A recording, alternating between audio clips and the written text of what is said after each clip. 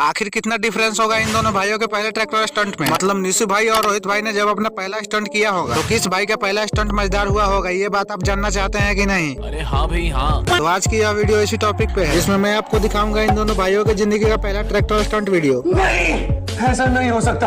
हाँ भाई, इनके जिंदगी का पहला ट्रैक्टर स्टंट वीडियो जिसे देखना आपका भी सपना होगा। तो चलिए फटाफट वो मजेदार वीडियो आपके सामने पेश करता हूँ, लेकिन उसे देखने से पहले अगर आप भी इन दोनों भाइयों को दिल से चाहते हैं तो वीडियो को एक लाइक करके चैनल को सब्सक्राइब कर दीजिएगा। दोस्तों सबसे पहले रोहित जायसवाल का पहला स्टंट देखो और अब निशु भाई का देखो और कमेंट में बताओ किसने सबसे बेस्ट किया।